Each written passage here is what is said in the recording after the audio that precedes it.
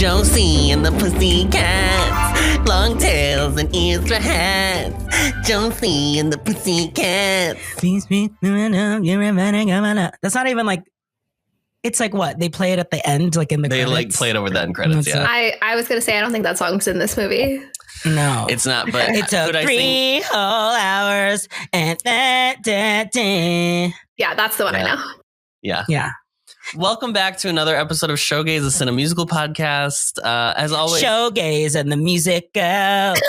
Long The music girls? Yeah, I don't know. the music gays. The music gays. The music gays. As always, I'm Adam, this voice that you're hearing right now. RJ, say hello.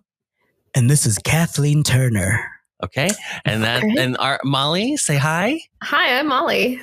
Great. I just don't want people to confuse our voices. Yeah, we all sound exactly the same. 3 women. It's hard. Three women talking. How is everybody doing on this fine April spring day? I'm well. I'm calling you from my new laptop, which the listeners will be invested in after you told me that, Adam, you left in the whole time that you were waiting for me to rejoin the call on the last episode. Yes. Adam accidentally left an entire, 9 minutes? 7 minutes. Yeah. So we're sorry, everyone. I'm sorry about the laptop situation. I trimmed the thing and then I just didn't delete it. Okay. Gotcha. Anyway. Well, I have a new laptop. Hopefully the stream will be smooth. We're very happy about that. You look crystal clear. You look absolutely amazing. This is the best you've ever looked. Wow. Thank you. Jesus. You're welcome. How are you boys? We're here. We're doing good. I think we're coming off of a cough and colds. And now Friedrich has it. He has the kennel cough now. So it's just a very snot-filled month so far. Ooh. Snotty little month. I have something that I want to tell you about that I don't think is going to be related to the episode. So I'm going to tell you this story now because this happened and Andrew was like, you need to tell your podcast host about this. You went to Mar-a-Lago. You were invited to Mar-a-Lago. You were invited to Mar-a-Lago. Uh-huh. No. We were watching this video by this creator who was doing this challenge of trying to see all of Japan by train. And so he was chronicling his thing. And then he showed... so Adam's dream career, basically. Okay. So he showed a door to a bathroom that had a urinal in it. And there was a window in the door. And I said, wouldn't you see people's butts if there's a window in the door? Oh. And he said, what do you think happens at urinals? And I've since been thoroughly roasted for not understanding how urinals work. And he felt that you would find it very funny that I thought that men just walked into the bathroom and just saw each other's butts all day. Yeah. That's what turned me gay. Yeah. There you go. All the butts. That's the thing. Well, I just feel like maybe men can't quite understand how weird urinals are for people who've only ever used women's rooms. Everything happens in a stall. So the idea of any other options is just, it all feels very out in the open to me. So it just in my mind. And it's just that's kind of the point. It is out of the open. It's just you unzip and let her rip. Oh my God. Unzip and let her rip. Right? Bleed the lizard. Oh right? My God. Fellas, is it gay to pee at a urinal?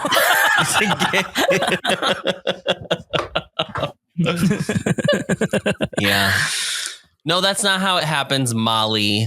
We don't just show our butt. We don't just show our butts. That's a different room in the bar. That's a different room. Yeah, of course. That's a back room, honey. That's the one that I had been in, and that's where I was getting confused, I think. Yeah. That's why you were so confused. I understand. Okay. Anything in the mailbag?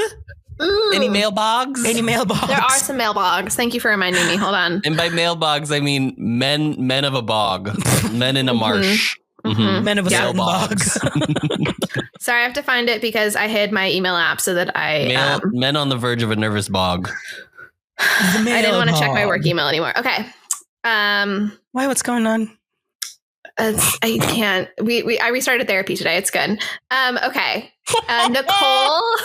Okay. Hi, Nicole. Nicole has their theater class performance on April 22nd. So I just want to say break legs. Make sure you guys go check it out. And then Nicole went on to explain how they wish that Hugh Grant was there to watch them. And I feel like, Nicole, you gave me maybe more information than is appropriate to give a podcast host about your feelings about Hugh Grant. But I love it for you. And I'm glad. Now, okay, so Hugh Grant technically has a music. Hugh Grant as Oompa Loompa, I'm assuming. Oh, yes. I mean, mentioned as Oompa Loompa, but I do feel I'm guessing, I could be very wrong. I'm guessing that that's not the appeal of Hugh Grant for Nicole, but I could be wrong. You never know. You never know. I think it's the consummate showman that he is, Mm-hmm. It's true. You can't argue with that. And then we have one from Nikolaus, I think is how you say this name. Good afternoon. It's evening. So how did you not see that ahead of time? Writing to us. How dare you? How dare you? I love listening to your podcast. I'm a big fan of classic film musicals and enjoy your guys' takes on them. Then you'll love Josie and the Pussycats, a classic. Yes, a classic movie musical. A golden age movie musical. Yeah, golden age, honey. They say, I've been binging all your episodes. Oklahoma and Top Hat were some of my favorites, and I love the Pajama Game. And then gave us 3 suggestions that we will save for future discussions of episodes. So thank you. Are they good ones? Do you know them? Yes, I think that these are all ones that you all would know. Okay, great. That's all I'll say. Yeah, exciting. Great. Molly's gonna keep that information to herself. Do you want me to read them? I thought we were keeping them secret so that we could use them in the future. It'll be a while. I mean, maybe I'll cut it. Who knows? I don't trust Adam to cut a single thing. The first part of the new episode will just be you saying, I restarted therapy. That's the first thing she'll put in. Adam just edits the most embarrassing things that I say. I'm not embarrassed of going to therapy. Yeah. That's fine. That's right. And you shouldn't be, listeners. What'd you say? Listeners shouldn't be embarrassed. No, don't be embarrassed. I went to therapy and she was like, girl, you're anxious about what? The world is fine. I can't imagine why you would be feeling anxious right now. I don't know. These woo-woo California therapists. Oh my God. This person, who wrote this email? Oh, it says New York. Nico. Thank you, Nico, for these very old recommendations. Very homosexual recommendations. Is that it? That's in the mail the ball. That's in the bag. Okay. RJ, this week you were tasked to come up with a summary in a minute or less for the 2001 cult classic, Josie and the Pussycats. And your time starts now.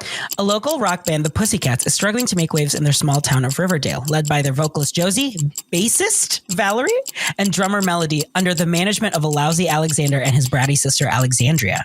When a record label executive, Wyatt, arrives to town to find a new band after he decides to make his previous group, a very successful boy band named Du Jour, disappear in an airplane crash in 2001. Yikes! The Pussycats are discovered and thrusted into stardom. Unbeknownst to them, their immediate success through Wyatt and Mega Records is a ploy to release subliminal messages through the music and dictate what trends to follow and what brands to purchase, led by the CEO Fiona.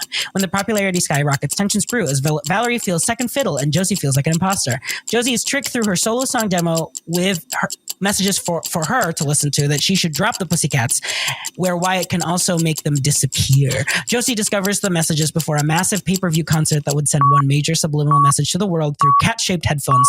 The girls reunite, thwart Fiona's plans by making her destroy the message-making machine, and is discovered she's just a girl trying to be popular again after being an outcast all of her life. The girls continue with the concert. Josie and her man friend Alan M finally confess to each other, and the crowd become true Pussycat fans without coercion. Great. Wow. Who knew the plot of Josie and the Pussycats was so complicated? There's a lot going on. There's so much there in this 85-minute film. No, I think it's longer than 85. It's 98 minutes. A tight 98. We like that. Mm-hmm. Do we want to say, I think we said it last episode, I don't remember, but this was a recommendation, correct? This was a recommendation from Auburn. Yes. Our good friend Auburn. Yeah. Thank you for recommending this. I had never seen it.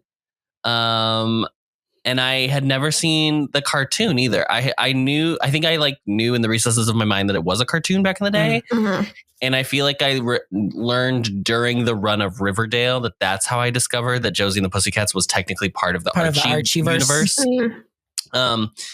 But I had never seen this movie, and I knew no one who ever talked about this movie. And which is funny because Ari loves this movie. Yes, Ari actually just brought it up on Harry Potter, unbeknownst to her, even though I was like, oh yeah, we're doing it on Showgays. And she was like, oh my God, I love it. And I never knew.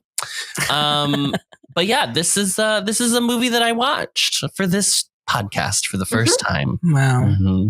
I not only had never watched this, I thought for some reason when I was like 10 and it came out that this was not an appropriate movie for children. I was convinced that it was a teenage movie that I would not be allowed to see. And I now watched it and thought, I have no idea where I got that from. This is completely a fine movie for children to watch. I even was like, I mean, we can talk about some, but like it's not like a salacious. 95% of the movie is like fine. It's like the things that they're doing, the vile. I mean, I say they're killing people. Like it's comical. It's comical. It's lighthearted. Cartoon like. There's a couple. Well, we'll talk about it. It's fine. Yeah. But I even was like, did I confuse this movie with the movie Crossroads? Because I was like, did I have something with because I was like, was it something with like pop stars, trio of girls, trio of girls, but like you're not allowed. Crossroads came out after this though, so I do not know what in the commercials made me think like my mom and dad will never let me watch this. But I like sat down to watch it, being like, "Ooh, I'm finally watching Josie and the Pussycat Dolls. This movie that's like a big kid movie or whatever." Josie, it's Josie and the Pussycats. Oh my god, I don't know. No dolls. Band is in my brain, and I apologize. Josie and the Pussycats. Nicole's impact is Nicole's impact on me so profound. I even called Rita and was like, did I ask you if I could watch this movie and you said no? And she was like, I've never heard of this film before. I'm sure you never asked me about it. I just decided on my own that it wasn't for kids. And so wow, look at you self-parenting. Like, oh, this is clearly not something that I should watch. Mm-hmm. Wow. Yeah. Right, RJ. Okay, so growing up, my brother read Archie and would always buy Archie comics. My mom would always buy him like the double digest. So it's like a thicker version of the comics. And I would always read them all the time. So I knew Josie and the Pussycats from that. But I also watched the cartoon just because it was on syndication and Cartoon Network. Like I watched all of the silly Hanna-Barbera cartoons. Like Scooby-Doo obviously is the one that everyone knows. And then I showed Adam a little bit of Josie and the Pussycats and he was like, oh, it's Scooby-Doo. They're just reheating Scooby-Doo nachos at Hanna-Barbera. It's like Molly, reheating someone's nachos is a popular turn of phrase that the youths say of today. Just so you know. Yes. I mean, I understood it from context. I don't know what Hanna-Barbera is though. So that's the cartoon company that did Scooby-Doo and all those like cheap 60s looking cartoons. Yes. Okay, gotcha. 60s, 70s. But they all kind of had like a meddling group of teens in some fashion. Something that's, a chase sequence, an animal sidekick. So technically there is a cat in Josie and the Pussycats, the cartoon, that is also like a, kind of looks like Pepe Le Pew actually. Sebastian. Yeah. Is the name of the cat. So that, like it's all kind of like the same thing. They go into adventures. It's a group of people.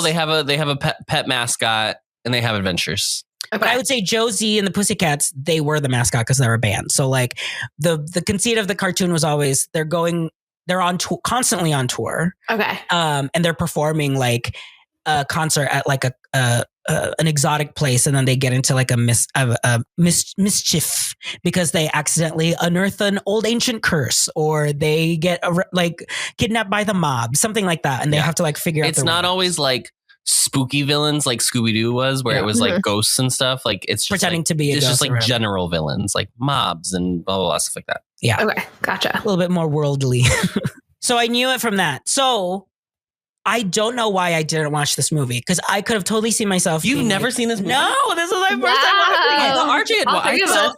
I like knew it existed. I remember seeing the commercials. I know that it took 6 hours. I know that because from the commercial over and over again.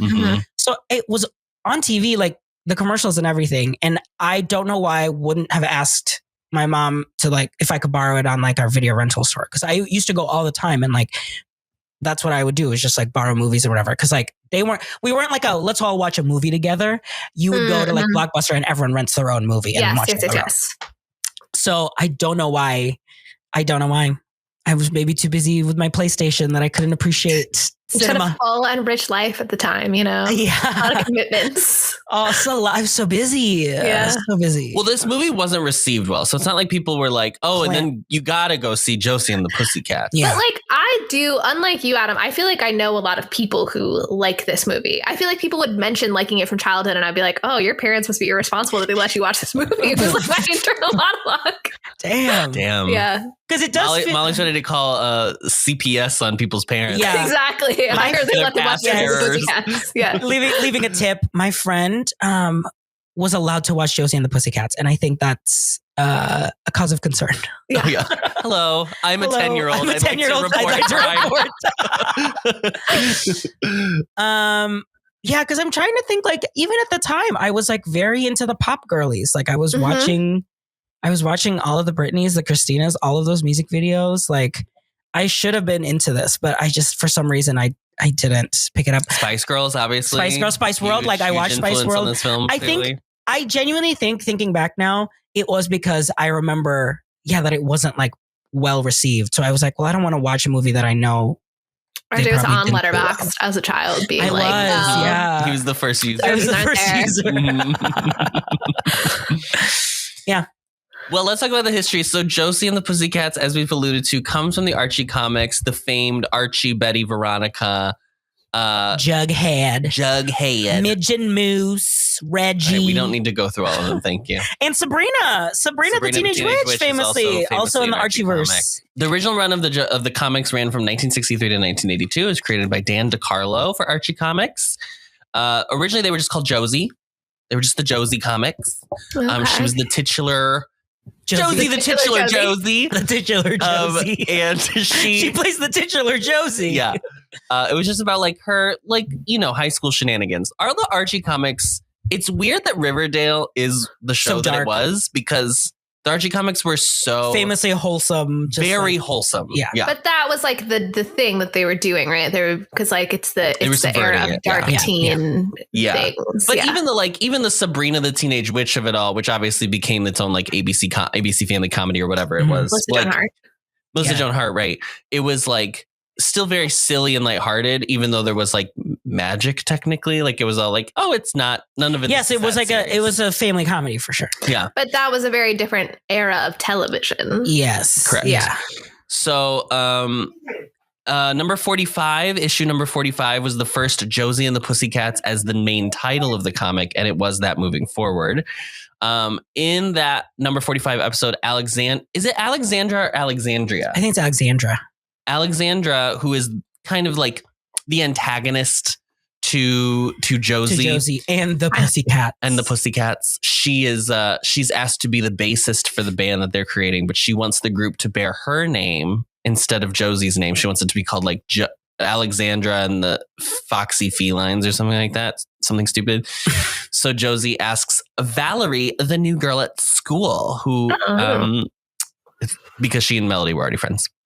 The other thing I wanted to note was that Melody speaks in the comics in a sing-song voice. And the way I was like, because I was like, how do you know that she speaks in a sing-song voice in a visual comic? And so they denote with musical notes in her text. Yeah, she has musical notes in her. Oh, okay. Yeah, I remember that. And I was like, oh, that's fun. Yeah. So that's the Josie and the Pussycat comics. The cartoon Josie and the Pussycats from Hanna-Barbera ran from 1970 to 1972. And Valerie was officially the first Black female character to regularly appear on a Saturday morning cartoon. And she was changed from a bassist to playing the tambourines in the cartoon. She plays the tambourines. Okay. Probably just mostly like more because there's visually, already one. There's one in a guitar, so it's like more visually appealing in a cartoon that she's like, clapping little tambourines. Yeah. And taking inspiration from Scooby-Doo, it always featured a long chase sequence at the end with a new Josie and the Pussycat song over the montage of the chase. Wow, they must have made a lot of songs for this show. Yeah, they did. They were pretty good. We listened to some of them actually. Yeah.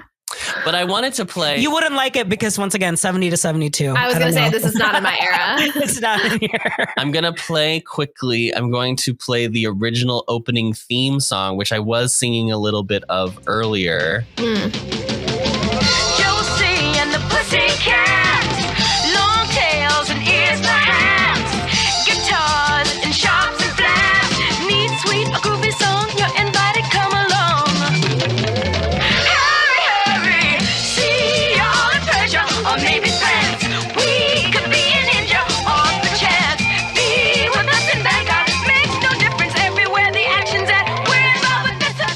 So clearly, very Scooby-Doo. Very very Scooby-Doo Scooby-Doo. energy. Mhm. In fact, RJ turned on an episode that a lot of them are just on YouTube now.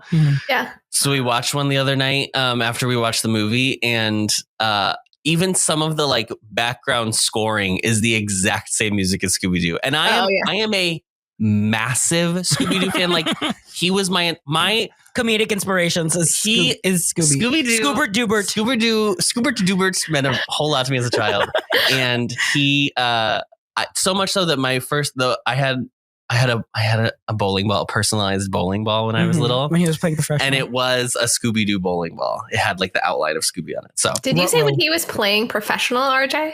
Yeah, when he was in a team, when he was in a league. You were in a bowling team? Stop the episode. Hold on. No. It's about this now. No. When were you on a bowling team? I was not on a bowling He was team. like, he was a national champion. This is not true. These are all Wow. lies. What So year? What annoying. year was he the national champion, RJ? Yeah, what year? Yeah, that was like Yeah. what, 2004, 2005? I mean, a prodigy. Mhm. Truly. Prodigy. And it was He crazy gave it all because up for theater school. That's so he crazy. did. So crazy. Well, yeah. that was the thing. Like, I was Troy Bolton, really, Yeah, when you yeah. think about it. With He the was- theater and the he bowling. was actually he broke a Guinness World Record because he was a bowler who weighed less than the bowling ball, and it had never been done before. It had never been. Mhm. It was crazy. How did he do it? How did he pick it up? It's a lot of inertia. I don't know, force and motion. I don't want to get in the details. It's technical. It's technical. It's yeah, so absolutely. technical. Yeah. So boring on a Yeah. podcast for sure. So technical. I'm having a great time. Are you done? Yeah. Okay, great. Yeah, and then So anyway- he did move to billiards after that, but That's the story for bowling the was a next start. episode. Yeah, it's for another. definitely. Yeah, when we watch when it comes up in another episode. So they that was Josie and the Pussycats theme song. It's pretty good, I Mhm. have to say. Mhm. And then this is actually genuinely, this is the only thing I knew about Josie and the Pussycats as a kid. On Cartoon Network, leading up to the release of the film, there was a new short made by some cartoonists based on the Josie and the Pussycats original theme song. And it's called Josie and the Pussycats in Musical Evolution. So we'll take a listen to this as well. Long tails and ears for hats, guitars and sharps and flats. Neat, sweet, groovy song, your body come along. Hurry, see all the pleasure on every plan. Open it up, yeah, all good chance. Put those on finger, hands on the head, while the action down. With a pop with the stuff. Come along now, Josie and the Pussycats. So good. So wait, And I how remember did you know that this? playing frequently on Cartoon Network. It would just play on Cartoon Network. Like during commercials. Okay, Yeah. gotcha. And then I realized they started airing that in 2001 in preparation for like the new film coming out. Yes. And also there were production. I don't know if it was Hanna-Barbera specifically or who, but they were looking at rebooting the cartoon at once the movie was obviously a big success. They were going to like redo the Yes. cartoon and make new I series. see. Obviously that didn't come to fruition. So let's talk about Josie and the Pussycats, the film. Josie and the Pussycats, directed by Harry Elfont and Deborah Kaplan, written by them as well. Written and directed, I should say. It's based on the Archie comics, as I just said. It's produced by Mark Platt. A fave. We Yet honestly, again. we're at this point. We should do a Showgays bingo, and it's like, oh, is this a Mark Platt venture? Yeah, 'Cause take a shot. he might be our most prominent player. Truly. We might have talked about Mark Platt more than anyone else on this podcast. Produced by Mark Platt, Tracy Edmonds, Chuck Grimes, and Tony DeRosa Grund. It stars Rachel Lee Cook as Josie, Tara Reid as Melody, Rosario Dawson as Valerie, Alan Cumming as Wyatt, Gabriel Mann as Alexander, Paolo Costanzo. Gabriel Mann is, I'm sorry, Alan M. Paolo Costanzo is Alexander, Missy Pyle is Alexandra, and Parker Posey plays Fiona. Wow, great week for Parker Posey, just finishing White Lotus. White Lotus. And the resurgence of Josie and the Pussycats, the movie. Yeah, Right, we're putting on it this back at very the top pod. of the zeitgeist. Mhm. Yeah. Well, because we've said this is the only podcast people ever need to listen to. We cover Exactly. all of it. For it all. Yeah. Cinematography is by Matthew Libatique. It is edited by Peter Teschner. The music is by John Frizzell. The production companies are Universal Pictures and MGM Pictures, Mark Platt Productions, and Riverdale Productions. And it's distributed by Universal Pictures in America, 20th Century Fox internationally. It was released on April 11th, 2001. Something for sure would have had to change if it was released in the back half of this year. Its runtime is 98 minutes long. Its budget was 22 to 39 million estimated, and its box office was a measly $14.9 million. A flop. In casting, there were some names thrown around. So Tara Reid was just offered the role. She had already had a relationship with Universal Pictures because of the American Pie franchise, and because Melody is a similar kind of energy to what she did in American Pie. That's why they offered it to her. Josie was auditioned, or Maggie Gyllenhaal and Zooey Deschanel auditioned. They really liked Zooey Deschanel, but she was an unknown at the time, so they didn't want to give her this starring role right off the bat. They did like her. And so they gave it to Rachel Lee Cook, who she had auditioned for a previous film of theirs, and they remembered her, and they liked her a lot, so they gave it to her. Who was her previous? She at the time, I think, already did some of the teen movies. Had she done She's All That? That was like her big thing. I think so, or like Can't Hardly Wait, I think is what it's called, maybe. Something. Rachel Lee Cook that was 1999. So. Oh, okay. So then, yeah. She does not sing in this movie. The singing is dubbed by Kay Hanley of the band Letters to Cleo. And apparently Letters to Cleo will still do covers of these, or like they will perform these songs in their concerts. Some of them, which is fun. Valerie was a real litany of people. So they had Beyonce audition. They said that she was too quiet and shy. They had Aaliyah audition. They felt she was too serious for the role. They really wanted Lisa Left Eye Lopez from TLC. But I don't know when did she pass away? I think it was later in 2000s. I think also from a plane, isn't it? No, she died in a car accident. Car. In 2002, she passed away. Aaliyah was the one who... Aaliyah died in a plane crash. And Brandy also auditioned as well, but they ended up giving it to Rosario Dawson, who this is her second time on Showgays, because obviously we've talked about Rent. See season 1 for more details. Apparently, okay, if you've watched this movie, if you've never seen this movie, that you will be shocked by the amount of product placement in this film. And it is the joke of the movie. Yeah, it's very intentional. But when the movie first started, Adam and I were like, wait. Off the bat, I was like, there's so many logos. Yeah. And then the movie ends up being about that. But none of the advertising was paid promotion by the represented brands. It was inserted voluntarily by the filmmakers. I don't even know. Can you even do that anymore? That's what I don't know. I think you can, as long as you're not. I think the only issue would be if you were disparaging that brand. Right. Then they could bring legal action against you. But otherwise, I mean, you're just doing them a favor, so they're not going to sue you. Although I remember seeing, so I really like the show Superstore. I feel like I can never convince people that it's a really good show. But apparently on that show, because it's set in like a Walmart, they, to be safe, got brand clearance for like every item that was in the background of every seat, because they're just like constantly in front of shelves of stuff. Right. Yeah. Right. But they did get, so they were like, decided it was better to make sure that it was okay, I guess. But I think you can, as long as you're not saying something bad about the brand. Wow, that's crazy. Because that was what me and RJ kept talking about while we were watching the movie. We were like, did all these brands like pay to do like? Is this how the movie got made? Because they all this is how they could have recouped all those losses. If they had known that it was going to be a flop, they should have gotten those brands to pay for all this positioning. Yeah. Because the plane, like the Target plane and like the Target rooms and the Coke.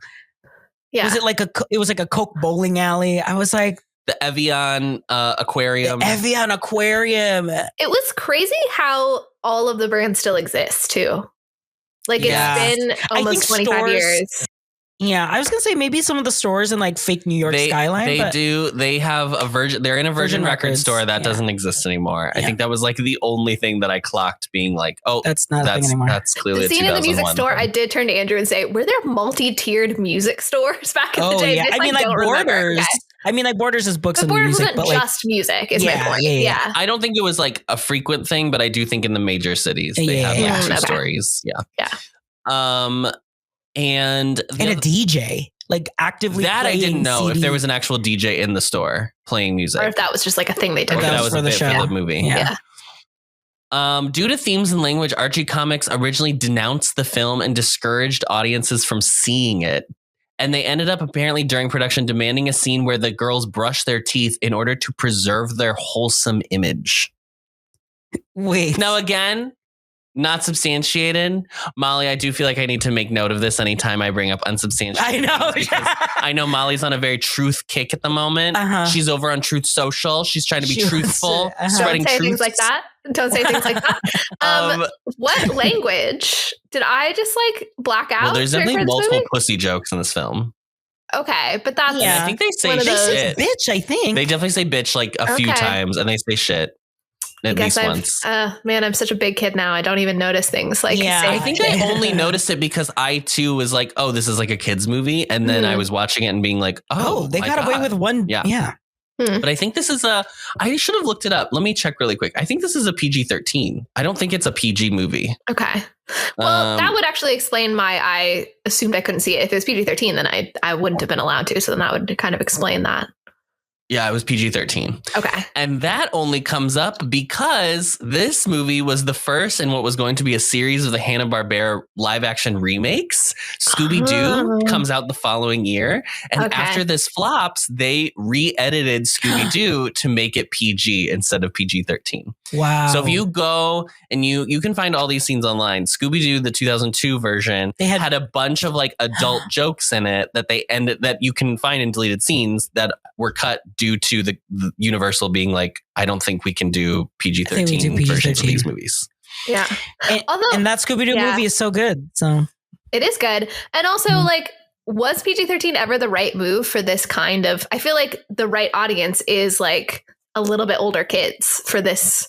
I mean, I enjoyed Josie and the Pussycats as like a camp piece, Yeah. but like Mhm. I wouldn't have gone to see it if it like just came out. You know what I mean? Like it's Yeah. not really for... Well, I think that was their idea too, was like, oh, it's for the people who grew up with Josie and the Pussycats and are now okay. like young adults, basically. yeah. Yeah. Like, wouldn't this be funny?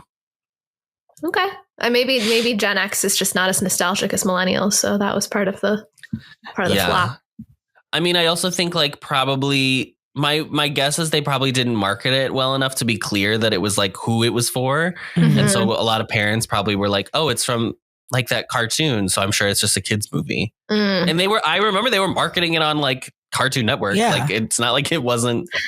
It's not like Yeah, they were I only mean, marketing it for But adults. I think again, like, yeah, okay, there's some language, but overall, it is a kid's movie. Like it is a goofy thing When that was the Spy majority Kids? of the 'Cause this- content is okay for kids. Okay, Spy It gives Kids me is Spy 2001 Kids. as well. Oh, So this is the other okay. crazy part is that Okay. Spy Kids also stars Alan Cumming as a guy whose plot involves like subliminal messaging. If you remember the plot of Oh, Spy wow. Kids, I don't remember the Same plot. year. Wow. The only thing I would say about this that like I don't think the jokes in this movie are bad and like kids would like be scarred or anything, whatever. I don't think it's No. traumatic, but I don't think kids would I don't think it's like a kid plot. I think it's like goofy, but I think it's like not actiony enough to like keep kids interested in the same way. There's too many adult jokes that I don't think kids would get at all. Okay. Because I think a good kids movie has like both jokes. And I don't think there's enough kids jokes to make it like worthwhile for kids. Okay, maybe that's true. Maybe the humor that I liked about it was like, well, I'm sure we'll get to this, but like the Parker Posey saying the thing out Oh my loud God. that So good. she's supposed to say to So herself. stupid. But like I feel like my 9-year-old nephew would like this movie. Maybe we'd watch a version that like bleeped out some of the bad words, but like I do think that he would like that joke too, is my feeling on it. I think that joke is good, and I do think that's a very kid movie joke. I just don't know how many of them are actually like the ratio skews more on the adult joke side than it does on the kid joke side. Kids, write in. Kids, Write in, child listeners. As your parent, if you can get on the email and send us an email to showgays Yeah. moviemusical@gmail.com. Go to gmail.com with parent permission and send an email to 3 adults in their 30s telling us what you think of this and movie. don't forget to eat Cinnamon Toast Crunch as part of this complete breakfast. Okay, Tara Reid and Carson Daly actually became engaged following them meeting on set of this film. Crazy. That's crazy, but they didn't get married, I'm noticing. No, they ended up breaking up in August of 2001. Okay. Oh, quick. And it's a real win. originally, Fiona was supposed to have been very fat when she was younger, but Parker Posey suggested that instead Fiona have a speech impediment. But that's why she has the like thing about being like, I'm lighter than you. I'm 3 pounds lighter than you or whatever. Oh, yeah. I just assumed that was just like Part of the whole thing. part of the It's 2001. Yeah. 2001 toxic body culture seems like a track. Yeah. Nothing tastes as good as Skinny Feels era. Yeah. Mhm. Oh, that's funny. I mentioned Spy Kids. I didn't realize. Yeah, it was that same year. Almost same release Yeah. times too. So, top 5 movies the week this comes out. Number 5 is Along Came a Spider. You might not remember this movie because we were all 9 years old in 2001, but this was a Morgan Freeman thriller jaunt. Okay. Number 4 was Crouching Tiger, Hidden Dragon. That film needs no introduction. Number 3 was Spy Kids. Number 2 was Josie and the Pussycats. And number 1 was a movie called Kingdom Come, which is a Black family comedy based on like an off-Broadway play called Dearly Departed. Fun. Okay. But this was Easter weekend. So it's very fitting that we're releasing it now. We timed it well. Whoa. And that's all I have. So I guess it's time to talk about Josie and the Pussycats.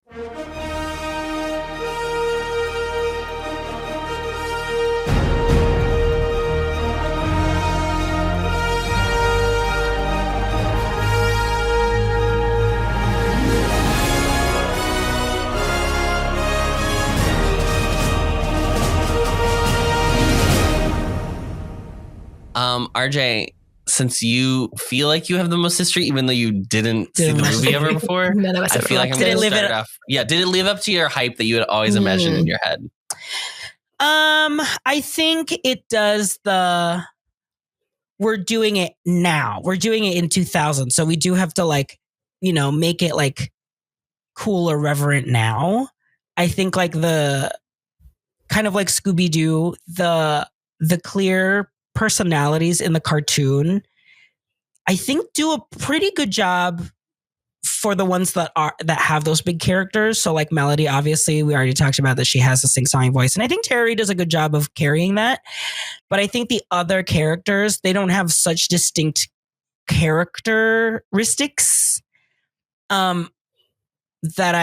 that makes it feel like I understand why you would think it would be like Crossroads, because they do have that feeling of like, these are just girls in a small town that like, there's nothing like exceptionally like special about them, which now looking back makes me think they do play around with it with the movie in general. Like Josie's like, you haven't heard any of our songs. Like, you don't know if we're good or not. I don't even know if I'm good or not. I just like doing this. And I think like, for me, that I was seeing more of the flaws of like the adaptation could have, I think, amped up more on like the characteristics, because it just didn't feel like they had a lot to lean in on from the comics, because they didn't even really lean in like the brother and sister, like Alexander and Alexandra. They are like, and Alan M, like they're like the Scoobies in the cartoon, but like here it's like they don't really. You could have removed those 3 characters, and it's like you didn't need any. Are you saying that Josie and Val needed to have more characterization? Or are you saying you wanted like the world to be more fleshed out of the other characters? I think just it felt like Valerie was really the only one that like translated well from cartoon comic to this. I felt like everyone else, their characters just felt. I don't know if serious is the right word, but it felt like the setting and the world was more of the comic, kind of like the ostentatious, the big and exaggerated that I wish that the characters could match it a little bit more. I feel like the characterization is really uneven. Yeah. Because like I feel like you can make the argument that they're all surface level because they're just doing a satire of the cartoon. Yeah. And so like obviously that's like the Scooby-Doo joke, is that like they're kind of the stereotypes of those characters that you think of. Yeah. And so I can see that that's where they went with these characterizations as well.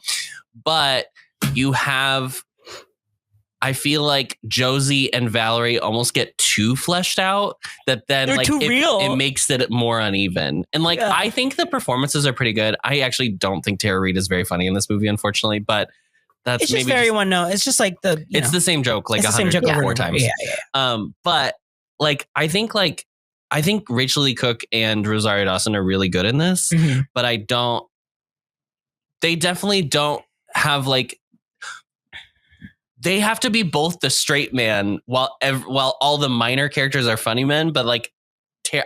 I feel like there's an imbalance going on, and that's what I kept like getting thrown off by, because I do think there's something good here.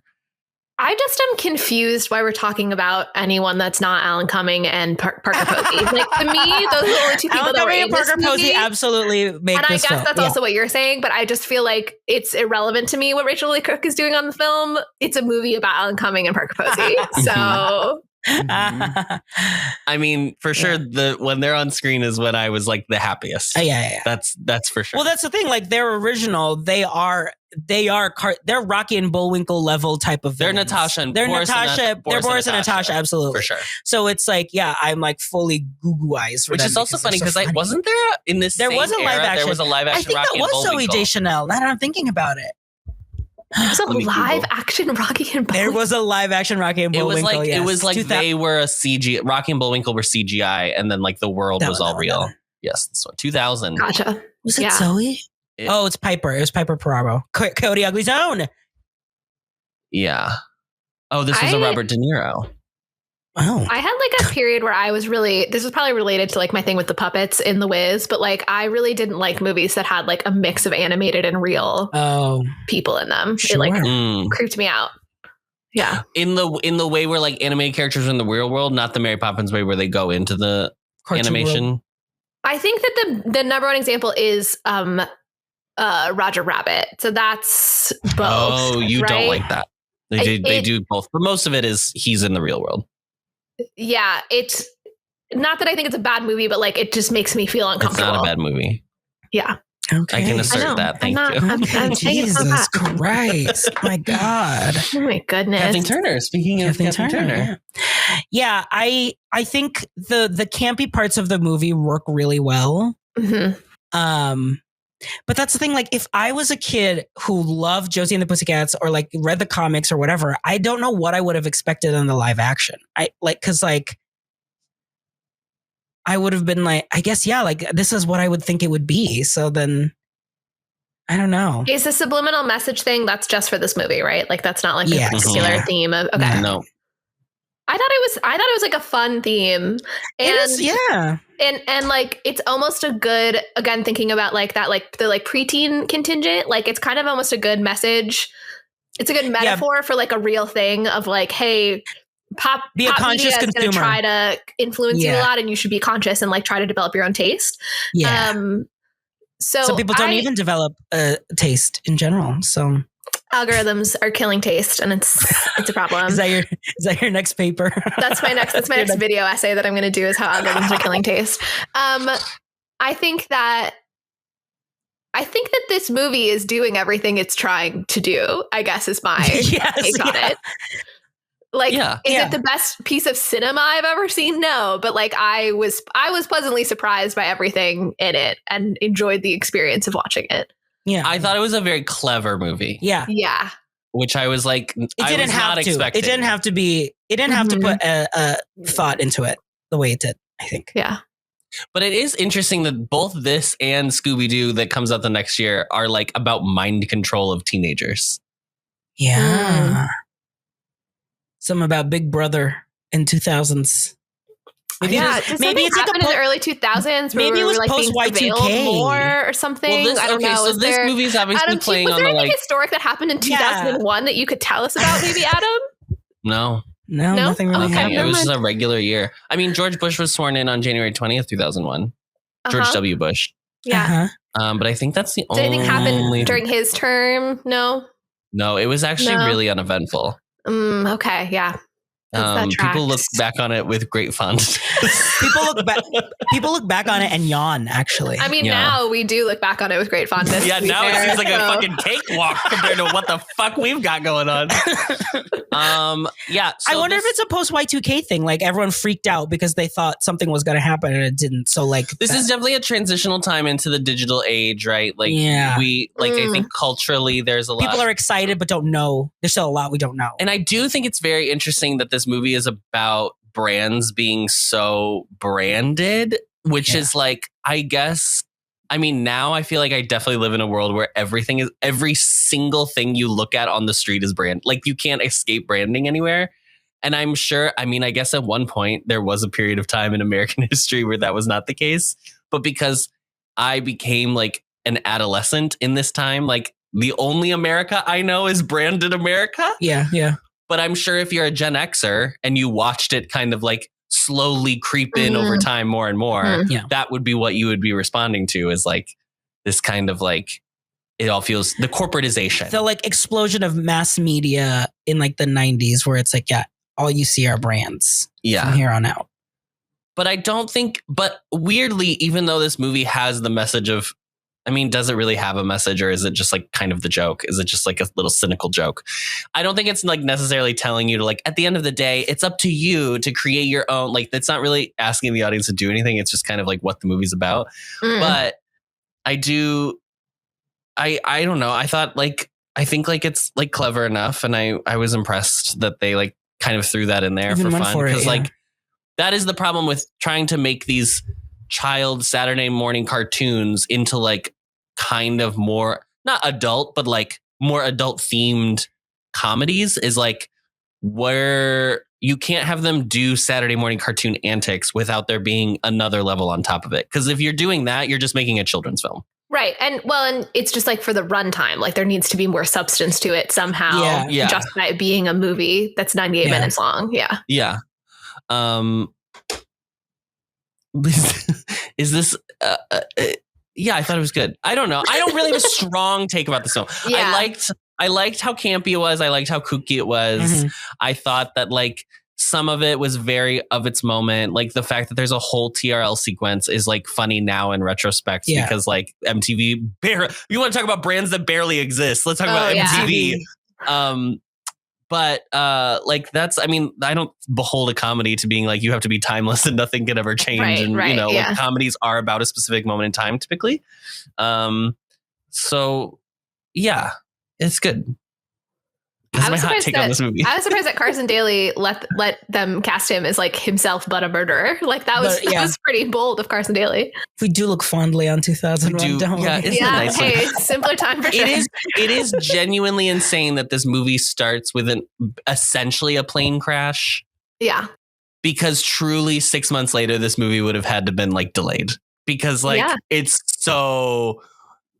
And there's even a shot later where they like take the private jet to New York, and there's like the shot is like of Lower Manhattan and it's covered in billboards, which is like kind of its own joke about, you know, how Times, because this is also the era where Times Square became fully changes into the Times Square we know today, right? Like the 90s is when New York gets cleaned up, and by cleaned up we just means it gets corporatized. And there's a shot of like the plane flying like toward Lower Manhattan. And I was like, boy, howdy, is this crazy to watch? Like, just because I don't know, like, like all I can think about is how in the original Lilo and Stitch that comes out in 2000, is that 2002 or 2003? That's 2002. It's 2002. There is a sequence in the film where they fly this like big alien spacecraft through like Hawaii, and it was originally supposed to be that they flew a 747 jet through Hawaii, and it like nearly hits a building and like so they had to like clean up all the animation for to make it look like spaceship because of like how crazy. So that's wild. There you go. Adam got in his. There you go. We talked about 9/11. You know what though? This one I'll give to you. I think if there was ever a movie to talk about 9/11, it was this one. Josie and the Pussycats. Yeah, I mean, I do think I almost wonder if like this would have been that moment aside. I almost wonder if this would have been better received in a post 9/11 world, because of like I think there. More of like a desire to like for an escapist like comedy like this one, like a broader kind of nonsense. Yeah. Not that we weren't doing that in the 90s, obviously, but I'm just curious if it was kind of like not the right moment for this, weirdly. Somehow. Do we think that that's the way culture is trending now? Is like more escapism?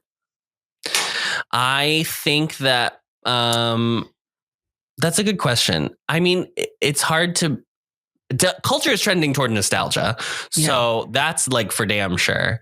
I don't know if it's necessarily escapist or if it's just like comfort. But I do wonder, like, if or even like, let's say not even post 9/11, right? If Josie and the Pussycats came out today, would it be better received because now is the era of like, oh, we're going to revisit all the things of our youth and like come back to them and re-engage with them. But I think, I mean, other than RJ, like Adam, you and I didn't watch Josie and the Pussycats. Like, I think if they had skipped this 2001 remake, I don't know that it would be considered like, I don't know how many people would be nostalgic for Josie and the Pussycats at this point. But yeah, certainly I feel like we've been doing remakes of childhood things for forever. It's exhausting. I mean, that's literally what Riverdale was. I mean, they just did like a dark spin on it. Subversion. I mean, Disney is constantly doing it, just creating live action of the same exact movies they already have. Correct. So it's the most boring thing that anyone can ever do. It's so boring. Can we talk about who is better in this movie, Parker Posey or Alan Cumming? How dare you? You have to choose. How dare you? I personally will pick Parker Posey just because her personal weirdness that she brings to her acting just feels so leaned in here as a villain. Like it's a role that, because I don't know how many cartoon villains she's played, but it's just fun to see her like the weirdness is being used for an antagonist, you know, in a show. So, but I'm going to play devil's advocate for Alan Cumming that he has more of the film to be in. So he can't be quite as animated of a villain because he's got to carry it through. He's playing a double role. Like he still has to like pretend to be. Mm-hmm. Yeah. I mean, he's in my memory on screen more than anyone else. That probably is just based on how much I wanted to see him. But it's not backed up by facts. That's not backed up by facts, Molly. And I'm we're being here a triple podcast here. That, okay. I feel like he has to have like a charisma where you aren't rooting for him, but like you're curious about his plan, you know? Yeah, you kind of want to see an mystery. Yeah. And he's just so fantastic. He's one of the greats. He is truly one of the greats. Oh, you know what? You know a brand that doesn't exist anymore that's in this is Mr. Movie Phone. That does not exist. Oh, yeah. That's for sure a joke that is Internet lost on definitely killed Movie Phone. Yeah, video killed the radio star. Internet killed MTV for damn. That's for damn sure. Internet killed TRL. I really think the funniest joke in the movie is when she does the like under her breath turn around, but then they acknowledge it, and then she has to. Although honestly, Missy Pyle has nothing to do in this movie, but every time she was on screen, I was only watching her. Yeah. But I just think Missy Pyle is like she's like kind of perfect to play this like. What is Alexandra's character? I mean, she's just like kind of like a sourpuss. Yeah, she's a sourpuss. She's a sour pussycat. She's the sour pussycat. And I did like the role or the line when Wyatt asked, like, so what do you do? And she was like, I don't know. I was in the comics, so that's why I'm here. And Wyatt's like, what? And she's like, huh? I like because they weren't like dumbing down. It's not like a Annie, like Annie, don't like, even speak of it. 2014. Annie 2014. Well, this isn't a musical. Like the jokes weren't like, well, this makes sense in the comic. It's not a musical. But they weren't like saying like, well, the comic or the cartoon was dumb. Right. So that's there's a lot of, I think there's a lot of clever little nods without it feeling like it was like beholden to the comics. Yeah. I think the Alan storyline is like the one that absolutely just should have been shot out of the canon. I would like to tell the listeners that earlier somebody referenced Alan and Adam just decided to do a thumbs down to the screen. So Adam, would you like to expound on that point? Yes. Well, explain what Alan does. If we want to talk about compulsive heterosexuality, the films could have an entire dedication to it. Because like this movie, although I understand in the cartoon and in the comics, there is an on again, off again thing with Josie and Alan. And that's kind of Alexandra's consternation is she also thinks Alan's really cute. Although I don't think that's clear in this film. I don't know I think Alexandra's just kind of like a bitch. Yeah. I think it's clear because of the part where he does the open mic and she's like sitting at the table cheering for him. Oh, true. Yeah. I did forget that scene because Alan is a forgettable character in this film. But also in the cartoon / comics, Alexander is also jealous of Alan because he likes Josie. So that's another layer that they did not include in this movie. If anything, Alexander, I feel like is more of a nothing because it's like, I mean, but I guess it does play on because she's like, wow, what a lousy manager you are because you're not even Managing. But Alexander, well, okay, one, I like this actor. I've seen him in other things. But two, yes, yeah. I think that he gets the like meatiest moment of like realizing kind of what's happening and deciding to kind of break away from And get True. naked. being And get told what to naked. like and get naked. So he I feel like he leaves an impression even though Honey, it is a meaty moment. You know what I mean? You know what I mean, Molly? When I say that, it's about his penis. You just have to lowbrow our very, Highbrow very comedy. highbrow, such a highbrow production highest here. esteemed production. Mhm. Okay. I'm so sorry. I apologize. Yeah. Yeah. Okay, so what were we talking about?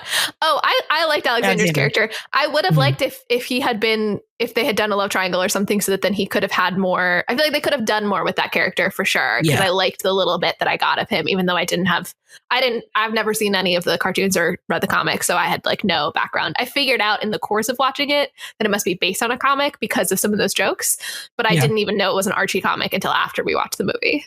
Mhm. Yeah. I think Alan sucks. I don't think He's this just performance boring. is good. I think it like doesn't matter that Josie has a thing with him. I don't think he shows up enough for me as an audience member to care about this love Yeah, that's plot. They don't have a lot. This is a musical, essentially. I mean, like, it's not a musical, but it might as well be. They don't get a song to like, I don't know, even like just a little ditty. There's nothing. I don't know. I just like, and it sucks that it ends with like the excitement is that he likes her. And I was like, the whole point of this movie is that you're three friends who are now rock stars. Like, that's the end excitement of the film. Not that he has revealed that he said he loves you. I did like the plot device of his show that then she misses because Alan Cumming lied to her about him canceling the show. But I think it could have been an even better plot device if it had been Val was doing something. And then Alan Cumming, orchestrated it because it's all leading to this big falling out with Val. And so like that would have been even more. And it would have given Val tight. more. Yeah. Because I do think at the end of the movie, Melody has nothing to do in this movie, but she's the dumb one. So it feels like it's like, well, that's fine. She's the dumb one. She doesn't need anything to do. She's Karen. It sucks that like there's kind of no resolution for Val, who's essentially the second lead of this film. Yeah. Well, the resolution is that she finds out that Josie was subliminally brainwashed and they're all good, right? I mean, it's not an interesting resolution maybe, but sorry, not that it's nothing. It's just not interesting. Yeah. I guess it's frustrating in my mind that like the film both tries to go out of its way to be like, it's Josie and the Pussycats and they're all three equal and they're like, all three, it's about all three of them, but then it is like about Josie at the end of the day. Yes, you're right. Val doesn't have very much agency in the resolution of her story. I am curious about the racial politics of this movie in 2001. Yeah. The fact that, so the whole like plot line with Val is that she's seeing Josie kind of be promoted as the star and she feels like the friendship's kind of slipping away and she's worried that Josie's going to like leave her and Melody behind. And then the big like scene that hits this home is she's watching a behind the music where it's Kaplan and Tennille and then what's the name of the guy that's like the third, that he was like supposed to be the third guy in the band. But specifically, so Val is the only black character in this movie. And then that guy is also black. And I was like, I feel like this wasn't a coincidence that they like, it felt like they were they kind of kept, because also Alan Cumming was like specifically excluding Val. Specifically excluding her. Like he gives them an invitation to a party. He gives one to Josie and to Melody, but not to Val. And it felt like this like unspoken but very obvious thing about Well, there was race. that one line that he was like, well, they're just kind of like, and he references another band, but then he's like, well, except, one's a lot tamer than the other one or whatever. Yeah. That I was like, and then the specific gaslighting of her being like, what do you mean? I don't, oh, right. Oh, Val, you're here too. Oh, you're coming too? Like, blah, blah, blah. I don't know. But it's so interesting too, because the big fight scene between the girls when Josie has been subliminally brainwashed. Her actual big part of the fight is with Melody more than it is with Valerie. Valerie leaves the scene early, and then she has the whole. She basically is like, I was right. Everything that I thought was right. That you really just want to be a solo. And then she like tells Melody that she's like stupid, basically. Which I think that's just I think that's just true. And I think it's fine that we can say that. But I definitely did notice that too. And there was a moment, I mean, I had to ask Adam, I was like, is Rosario Dawson Afro-Latina? Or like, are they playing her up? I was like, I was confused at first because I was like, are they going to play the racial politics into it? She is. She is Afro-Latina. Okay. Yeah. That's what I thought. I don't know if she would say Afro-Latina, but like her mom had like both, I think like Cuban and African ancestry or something like that. So. Okay. Gotcha. Yeah. Interesting. Yeah. It was just interesting because they didn't like make a point out of it, but it was like, but they also, I mean, the other aspect of it, and this I don't think they like intentionally put in, because obviously like Valerie has her own kind of like, all these characters are based on previous like things, right? So like Valerie is like the smart one of the three of them in the comics and the cartoons. Like Melody's the dumb one, Josie's kind of the main character or whatever. But the other thing I thought about while I was watching it is I was like, oh, they kind of made her the mad Black woman. Like she's like angry. Because there's a part where she's reading at the beginning of the movie and she's reading a book that's the 12 steps of managing your anger or something like that. And I was like, what an interesting thing that I don't even think really feels like that needed to even be a joke in the movie. But yeah, she doesn't seem angry outside of feeling betrayed by she Josie. wasn't like picking fights or anything. Right. I think that like, I don't think it was done intentionally. I don't think it's trying to comment on it. I think it's interesting. It feels like the movie is aware of the race thing and is being made in a time where you're not supposed to say it out loud. Not supposed to say anything. But I think that makes sense, Adam. But that part maybe was, they were kind of blinded to what they were doing with that commentary. Interesting. It's also interesting to me that they auditioned Aaliyah and then thought she was too serious because this is a comedy, and Valerie has not a single joke. Valerie's not a comic role. Not in this movie. Not in this script. I guess maybe they meant like to ground it, because like Rosario Dawson, I feel like it's a serious character, but she's still like in the world. She's an animated performer. Yeah. Like and Leo isn't really like a performer or like an actor, right? So maybe I don't know. Yeah. I'm just speculating. It's all very but maybe curious. their reasons were bad. It feels more like this movie is interesting as Jesus. Molly's doing a light show like we're at the fucking Bellagio in Las Vegas. I planned this all out to a T to dazzle you. It feels like the movie is really interesting to look at it from a product of its time more than especially like these things of like having to seeing the politics of making a movie and like making what to show to the people of the time and like what they can and can't do. It's really interesting. Should we talk about any of this music? Should we listen to a damn song? Just some songs. It's been almost an hour and a half. What song would you like to listen to? The only good one, the 6 whole hours and 5 whole days.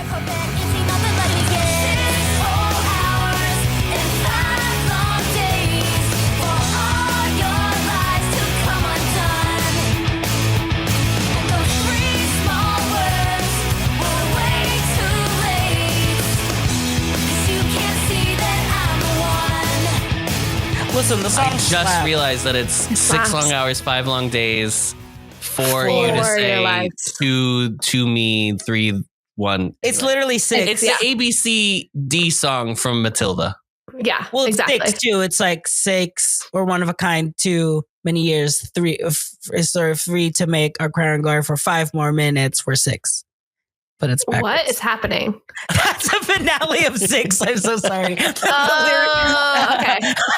I was like, I think I'm just having a stroke in real time. It's wild. They're counting up to 6 in the chorus of the finale number of 6. Okay. Gotcha. Here they count out of order. They go 6, 5, 4, 2, 3, 1. No. Yes. 6 whole hours and 5 long days for your lives to come undone. Those 3 small words were way too late. They're not. That's the 2 on the 1. Okay. Too late. Too late was the 2. Mm-hmm. I heard the first 2 and I thought it was out of order. Listen, the song slap. I mean, like every time they played, it was like, oh, this is like a good girl, like a girl band song. This is, despite never seeing the movie, this is like an encapsulation of an era to me, this song. Like I can feel the like summer in which this song played everywhere, you know? Yes. Yes. The high BPM rock song. Yeah. Mm-hmm. Yeah.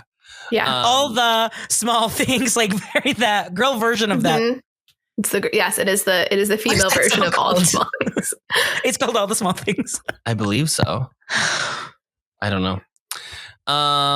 Yeah, I think the songs in this movie are actually really good. Yeah. This is, I think, really hard for like, they're supposed to, well, this movie kind of gets away with being like, oh, they're subliminal, that people like them. So you could buy, like, if they weren't super great songs, you could like, they've kind of written their way out of it. But I think the songs are actually really good in this movie. And one of the writers on the music is Adam Schlesinger, who I loved him for all of his work on Crazy Ex-Girlfriend. He did pass away during COVID, unfortunately. Oh, okay. But he was like he's like a huge, any like movie that had like good like original music in the film or TV show, it was like almost always him. Yeah. He was very good at like kind of mock creating specific genres, but like making them sound really good. Yeah, for like good. Yeah. Mm-hmm. That's a really amazing talent. I do have a complaint not about the song, but about the placement of the song, which is that it has the modern musical problem. I know it's not a musical, but it has the modern musical problem of like putting your best songs up front. And so then I was like, we're watching like the opening, and I'm like, well, this is the song that I was looking forward to hearing, and now I've already heard it, and now I got to watch the rest of this movie. Like, put it at the end. I mean, I guess I just said all that shit about fucking what's his name, Alan M.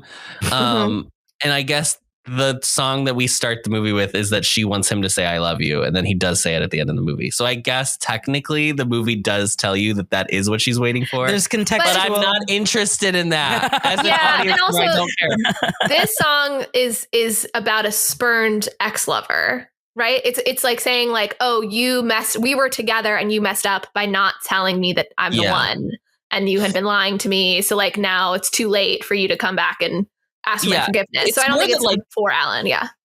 Well, I think I don't know. I mean, I don't think it's clear enough. I think they could have rewritten that one truck scene. That one truck scene to make it clear, like they had a history or something, and that's what she wants out of him. I just felt like it was just like more perfunctory. Like he's the love interest, and here's the scene to set that up, instead of like giving them stakes of like what she's looking for out of him. I think that the relationship with Alan is supposed to be longtime friends that have never crossed the threshold of the path, being more than that. And that's why they're both so unsure about confessing their love. Sure. Yeah. It doesn't seem like Alan M's friends with any of the other Pussycats, though. So he doesn't have a life outside of this movie, obviously. No, there's no depth or dimension. But I will say it is shocking that there's not a big long chase sequence. They kind of do. They do a chase. They do a fight scene. They do fight scenes. Yeah. And they run away from Carson Daly and fake Carson Daly, which is an insane sequence.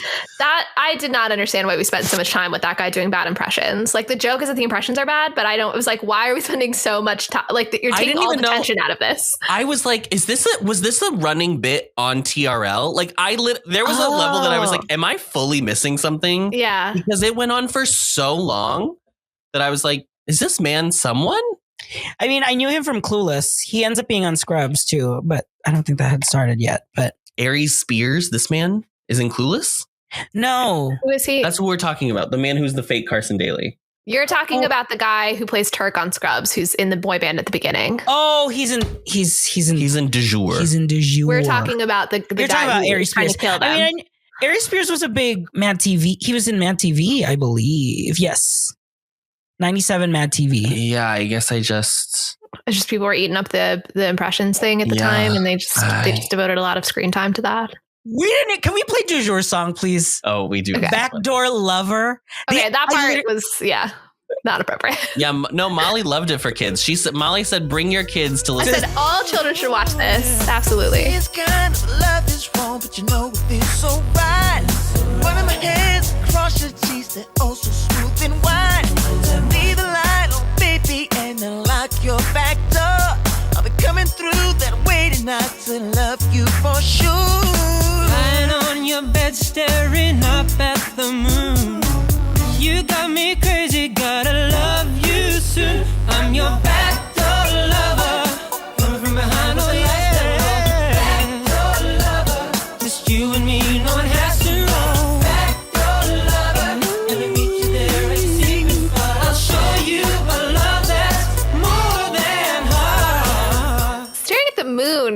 isn't the right. That's not Angle? the position. Yeah. I think you can, Molly. Okay. Moon. You know what? I'm thinking small. Du jour's thinking big. You are thinking, yeah. Just, do some stretching, just some light stretching before and after. Just some yoga. It's important to stretch. It's important to stretch. And if there's one thing we want you to take away from this episode, it's important to stretch. It's important to stretch. Before you get stretched. Anyway, what I was going to say was, this is crazy. This is crazy. And the movie starts out with this song. I do think the band being called Du Jour is so funny. Uh-huh. Yeah. That is so clever. And then when the way they decide, the way he says that they're gonna they're done with them is he says is an American Pie lyric. The song Chevy to the Levee, which is about Buddy Holly's fatal plane crash. Yeah. Because when he said it, I was like, oh my God, are they gonna crash this plane? And then they did. And I was they like, did. Yeah. That's what they were doing. I mean, there is a level. It's interesting because this movie both wants you to be like, girl groups are good, but it does have the kind of late 90s, early 2000s view of boy bands being trash, which I think is inherent to believing that women don't really know how to like things. Whatever. I always find that as an issue that I get annoyed by, but it's fine. As a professional boy band lover. Yeah, boys love boy band professionals. What is your updated take on boy bands? How should we feel about them, professionals? I think they just exist in the same way any other thing exists. I feel like it's the same. You can be they're bad, but you can't be and girl groups are inherently good, but boy groups are inherently bad. I just think that's very silly. Because the assumption is always that it's because young girls like them and they don't have taste. Yeah. Is the audience for a girl group like Josie and the Pussycats meant to be boys? It is more of a mix, I believe. Because I think women in pop culture or pop music, in Western pop music, I would say, have an easier... So easy. They do not have it easy for women in music. It's easy to be a woman. So easy to be a woman in general and specifically in media. It's easy. And obviously, Josie and the Pussycats are a band. They are playing their own instruments. It is a bit of a different thing. Yeah. But I think the Western view of a girl group just being girls who sing and dance, and that's the only thing they do, is more easily accepted than a boy band who only sings and dances. Boy bands, they have to also play the guitar for people to be like, well, then they're worthy. Now of they're respect. musicians. Now they're an actual band. That's how I feel. I'm just curious. I just feel like I feel like both of these would have a primarily female audience. So I'm contemplating. Yeah. This is interesting. Yeah. I've definitely heard that criticism before, though, of that considering boys bands to be frivolous is very based on hating teenage girls. Yeah. I mean, the Beatles example, right? Yeah, only in retrospect were people hey, the Beatles had good music. At the time, no one was saying that. Yeah, not a single person said it. Not a soul. It's so weird. They sold no albums until It's crazy. Until 1995. Yeah. When we had time to look back and reflect. Yeah, exactly. And which is what happened in this movie, because now people are actually, we were too harsh on this movie. That's the whole consensus of this film nowadays. It's blah, blah, blah. There's an entire oral history that I did link. I'll put in the show notes with a full long form oral history of this film, which I was Crazy. I wish I had time to actually read. They beat Molly to it. That's what I was going to do for my next project, was create an oral history of Josie and the Pussycats. Mm-hmm. Yeah. Oh yeah. I'm rearing to write a second one. Absolutely. I do love that the group is Du Jour for this song. The official account Du Jour. And I thought that the boys in Du Jour are really. I mean, that was the level of cartoon performance that I was kind of getting into. So that's why it was kind of a shock that Josie and Val were so earnest and I wish they had a little bit more, just I don't know, a little more levity. Yeah, I agree. They needed to kind of be the straight person in the shenanigans that they were about to be thrust into. Are we ready for this Josie hairstyle to come back into fashion? Yes. I was looking at this the whole movie and being this was a time, and I know it was a very short amount of time. Very short hairstyle, yeah. but I think it's cute. I remember trying. So it was Josie and the Pussycats, and then Lucy from, I think that was right, Lucy from Seventh Heaven, that had the hair that flipped out. And I remember having a curling iron and trying so hard to get my hair to flip out, and it just wouldn't do it. And I don't know, they must have been using gel, but it's cute. Yeah. What is it? Gone, be gone. The yellow. What's the yellow gel? Oh, got to be got glue. to be Got to be glue. got to be glue. I don't know what that is, but looks. yes. LA looks. Okay. Yeah. Big Okay, gel. well, this was so fun talking about this movie. Are there any final thoughts we have before I we? feel like you didn't have fun, Adam. I had such fun. Okay. I really gagged at the product placement. I thought it was the Avian Aquarium so funny. Like I just thought it was really clever, and like I thought it was so fun that Adam and I had a genuine like, is this movie just unaware of how much product placement it has, or and it got to like maybe 7 or 8 minutes into the movie, they're like, okay, no, there's an insane amount of product placement that it has to be intentional. Right.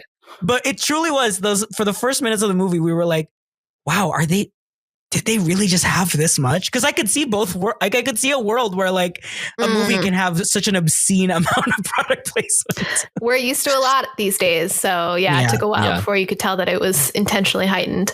You know, I think it's fun. I think listeners should watch it. I think that you will have a fun time.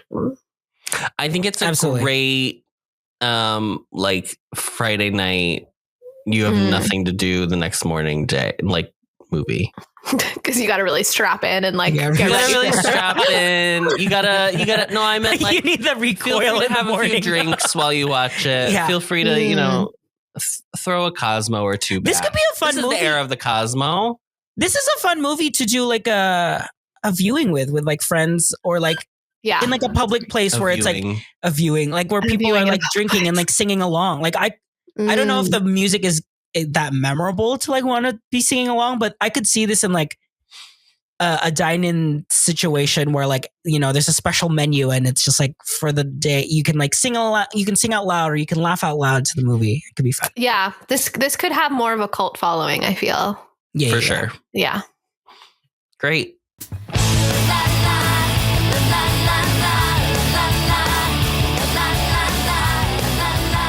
Well, let's talk about what the critics thought, because bitch, they did not like it. This movie has a 53%. Adam, while doing the research today, he was like, Roger Ebert's review. And I was like, the last person I would think would have had a good time with this He movie. just did not. Okay, let me read Stephanie Zatrek from Salon's excerpt that I pulled. The frustrating thing about Josie and the Pussycats is that even though the girls finally realize they don't want to be pawns in the big business music game, they never return to their garage roots. And that was the time they truly looked their best, in their ripped t-shirts, chain belts, and messy mascara. Through most of the movie, they're wearing skimpy, glittery clothes that show their bodies off beautifully, but also reduce them to ordinary celebrities instead of groovy girl rockers with minds and wardrobes of their own. Most of her review was like semi-positive, like she didn't dislike it, but she didn't think it stuck the landing. It's a bit judgmental, I feel like. I remember the skinny spaghetti strap tops being a thing. And I'm wondering, like, I saw them wearing these spaghetti strap tops, and I'm wondering, one, how much seeing those spaghetti straps made me realize that it was for big kids when I was watching it at the time, but also maybe that's what it was. Judgmental of like, oh, the costumes are showing off their bodies. Like, did people kind of like wag their finger at that? Yeah. I just remembered another brand that exists in this movie that does not exist anymore, and it is Motorola. I think Motorola still exists. But not in like a cultural way, like not razors. In a cultural, yeah. Do they still exist? There are razors just owned still by someone. No, I mean, they did like a big comeback. They closed in 2011, girl. They're done. Oh, they did? Somebody's doing razors. Who's doing razors? Well, not Motorola. they released it as like a foldable smartphone. Samsung? Maybe. I am not going to read this entire Roger Ebert review, but I'm going to read quite a bit of it because he hated this movie. Roger Ebert gave this film 1/2 of a star. Not 1.5. 1/2 of a star. I'm sorry. Wait, we have to go back. There's a Motorola.com that's selling me a razor that came out in 2024. I mean, we need to fact check this. Oh, it's headquarters at Merchandise Mart. It's here in Chicago. A local business. A local bit. Shop local. Shop local. Wow. This Its is a current brand flagship device is the Motorola Edge 50, which is what? The Motorola Razr is a brand of mobility phones manufactured by Motorola Mobility, previously Motorola, now a division of Lenovo. Oh, isn't Lenovo aren't they the laptop company? The laptop that I just purchased is from Lenovo. Oh, wow. It Look at all that. comes around product placement. Look how smooth this stream has been. Everyone buy a Lenovo is the new laptop. Motorola. Lenovo is the new Motorola. Okay, I'm sorry. That was bothering me, but please now I need to tuck in We for this only Roger talk Ebert. about the truth here on this podcast. That's what we've been telling you, listeners. We only report true facts. Exactly. Nobody wrote in telling me where there was like performances during union meetings. What are you all doing with your time if not researching the legitimacy of union performances? My claims. Okay, Roger Ebert's review. Josie and the Pussycats are not dumber than the Spice Girls, but they're as dumb as the Spice Girls, which is dumb enough. They're a girl band recruited as though they're crossing the street by a promoter who wants to use their songs as a carrier for subliminal messages.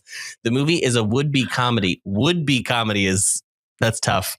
About prefab bands and commercial sponsorship, which may mean that the movie's own plugs for Coke, Target, Starbucks, Motorola, and Evian are part of the joke. The prologue has some Spinal Tap overtones. I liked the detail that its members wear headsets at all times, not just on stage.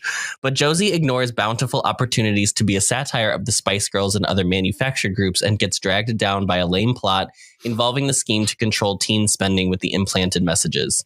The movie calls them subliminal. Since they're sound waves, they're actually suboral, but never mind. The Pussycats would probably think suboral was a kind of foreplay. Roger. One curiosity about the movie is its stiff and sometimes awkward dialogue. The words don't seem to flow, but sound as if the actors are standing there and reciting them. The movie's market on verbal wit is cornered by Cumming in the Richard E. Grant role, who has one funny moment, one in parentheses, who has one funny moment in which he demonstrates how very well trained the boy band is, which is at the beginning of the film. The rest of the time, he has the thankless task of acting as if he is funny in a plot that is not funny. The music is pretty bad. That's surprising since Kenneth Babyface Edmonds is one of the producers and he knows his way around music. Maybe it's supposed to sound like brainless preteen fodder, but it's not good enough at being bad to be funny and stops merely at the bad stage. Parker Posey has one of the supporting roles from Hell where she has to make her entrance as a cliche and then never even gets to play with the conventions of her role. She's Cummings' boss, one of the masterminds of the nefarious suboral marketing scheme, and since she is in fact a funny and talented actress with wicked timing, her failure to make anything of this role is proof that there's nothing for her to work with. Also drifting aimlessly through the plot is a character named Alexandra Cabot, who at least has the best explanation for why she's in the movie, as well as the movie's second funny line of dialogue. "Why are you here?" she's asked, and replies with serene logic, "I'm here because I was in the comic book." That's the full review. He's wrong. He's wrong about everything. I don't know why he thought this had to satirize the Spice Girls. Not a band that has aged very well, I think. So I don't know why he feels that way. I don't know why all these people are sexualizing these. I mean, like, Backdoor Lover is obviously an innuendo, but like the girls themselves are very innocent characters. This is Like, not a I don't sex know comedy. why. No. This I don't is know not a why sex everyone's comedy. reacting like that's what it is. Yeah. They're acting like because Tara Reid is in this Is film, in it that it's Yeah. like it's a sex inherently- comedy because of American Right. Pie. Yeah, totally. and it is not what's happening. It's so strange. Maybe that also led to why you thought this was supposed to be for all. I must have been getting somehow like this not subliminal message, but a suboral message that this was like a sexy movie, Like a teen comedy. Yeah, sexy teen. sexy comedy. Anyway, I was just surprised. I mean, I guess I wasn't surprised that he got this one really wrong, but he got it really wrong. It's pretty Yeah. shocking. But let's see what the real people have to say. Enough of these academics. On Letterboxd, this has a 3.5 out of 5 stars. Lucy gave it 5 stars and said, "R.I.P. Karl Marx, you would have loved Josie and the Pussycats." Greta T. Narrator gave it 4.5 stars and said, "A movie so ahead of its time, it has a bad guy doing a Bill Cosby impression while trying to murder one of the main characters." Mary gave it 5 stars True. and said, I really wanted to hear Josie and the Pussycats Unplugged, which they should have released like an actual Josie and the Pussycats Unplugged episode. That would have been a great marketing tool. And Maddie gave it 4 stars and said, what if we kissed in front of the Evian branded aquarium? I think that was my favorite bit of product placement in the film. That was the funniest one to me. Although the idea of a hotel room being fully Target branded and you had the Wishbone dog plush was also very funny. Yeah. Let's talk about MVPs. Molly, who's your MVP for this movie? I'm taking Parker Posey for this one because I defended Alan Cumming before. So I will take her where she belongs. She's obviously the MVP of this movie. She is so funny. She's having such a good time being in the movie. It's everything you love about Parker Posey. Mm-hmm. RJ? Then I will take Alan Cumming. Henny. I think he had more than one funny moment. Roger. No, I thought I think he did have a thankless role in, like you said, Molly, like having to lead basically the plot of the movie. Yeah. The entire plot rests on his shoulders. Truly. So I thought he did a great job playing both the Wyatt with Fiona, the Wyatt with the girls, and then the American at the end. Yeah. That was also very funny. Yeah. That reveal. Alan M. Adam, for you? Oh my God, Alan M for sure. Loved Alan M. I can't stop thinking about the performance. It really changed me at a molecular level. No, not Alan M. Unfortunately, I really don't even want to give it to the girls either. I'll give it to costumes. I liked the costumes in this movie. Yeah. It was so 2001 that I really like visually was like, wow, we are just low rise. Crop tops, spaghetti straps.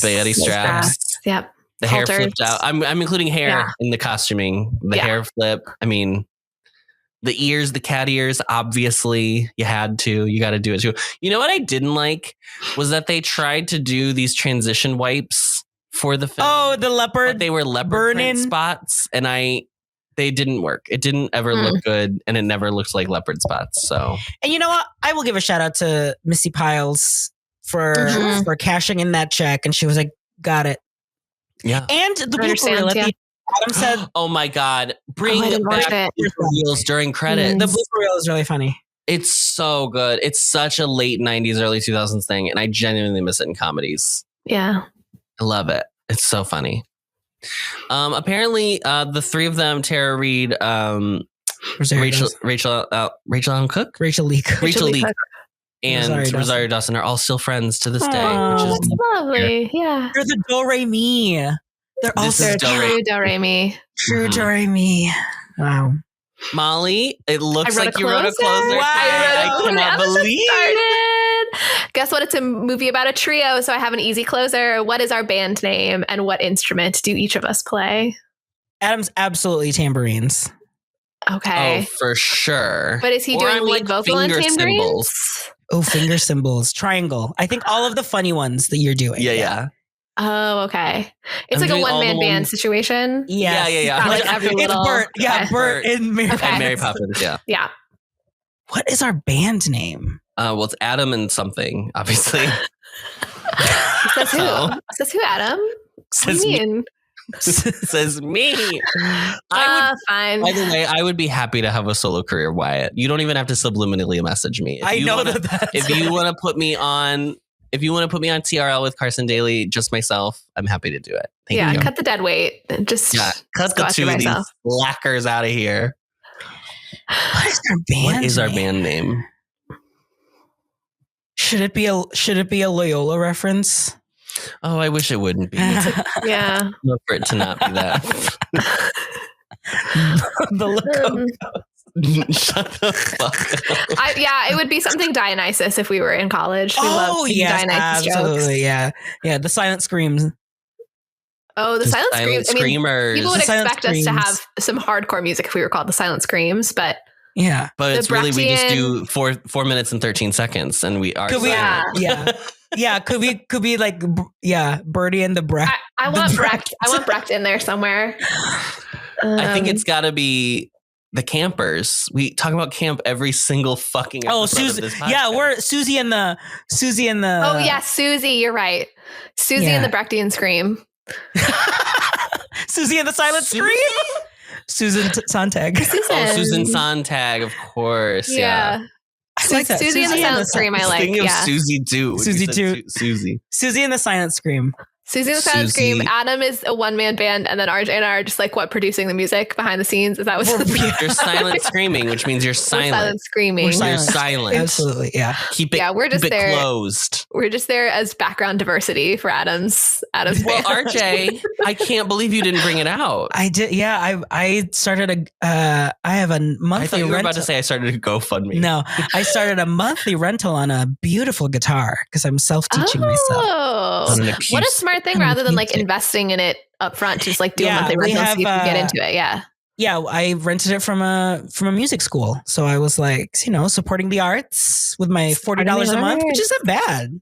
So Well, now that I know it's $40 a month, I think you should check Craigslist maybe. But I like the energy. I like the having hobbies. That's good. That's good for us.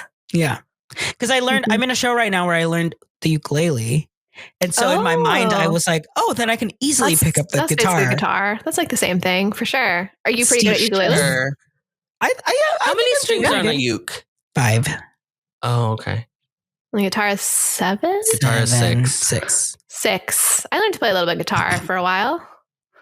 Sounds like it. You Not both anymore. sound like you learned to play guitar. Yeah, don't we sound like real experts? We really know what Molly, we're doing. did you play any instrument in school ever? I was a Because I clarinet played violin player. for a year. Oh, you were clarinet. You're such a clarinet. Squidward. That makes complete sense. Oh my god! I did piano when I was little, and kind of everybody does piano like first grade-ish, and then I did clarinet right. middle school band. Yeah, everyone knows how to play Heart and Soul or whatever. Yeah. Mhm. That